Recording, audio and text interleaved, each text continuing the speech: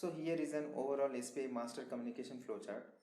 Initially, we will be at idle state where every parameter will be at reset. Once the start is initiated, a count of pulses in the form of transmission and reception of the MISO and MOSI occurs. This is the state where shift registers can be used. It continues until count is not equals to 0. Once the count gets 0, then it opts for the finished case. SPI is a 4-wire serial bus accurately described as synchronous serial interface, but it is different from synchronous serial interface protocol, where you can observe one is the SPI master and the other is the SPI slave.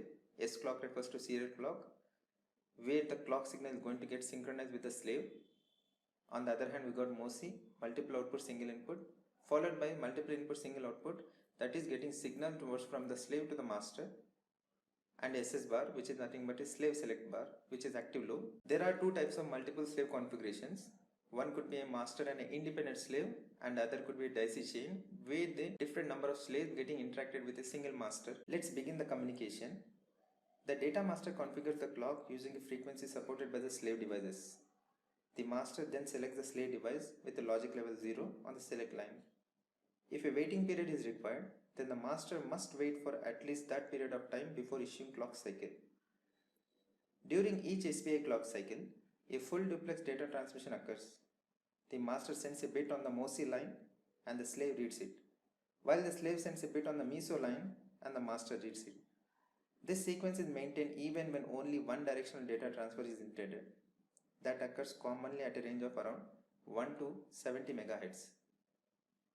In addition to setting the clock frequency, the master must also configure the clock polarity and phase with respect to data. Motorola SPI block guides you two options. One is your clock polarity, CPOL, and the other is a clock phase, CPHA. The clock polarity determines the polarity of the clock. For a clock polarity is equals to 0, if a clock with idle at 0 and each signal clock cycle consists of pulse at 1, that is the leading edge is a rising edge and the trailing edge will be a falling edge. On the other case, if clock polarity is 1, which is ideal to 1, and each cycle consists of a pulse of 0, that is the leading edge is a falling edge and the trailing edge is a rising edge. Clock phase determines the timing of the data bits relative to the clock phases.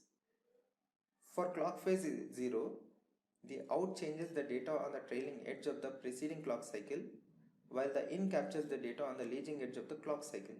The output holds the data valid until the trailing edge of the current clock cycle. For the first cycle, the first bit must be on the MOSI line before the leading clock cycle.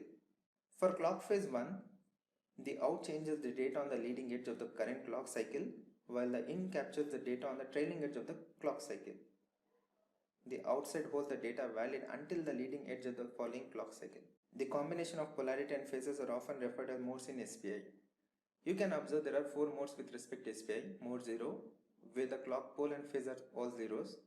Mode 3, where the clock pole and clock polarity and clock phase both are at all 1.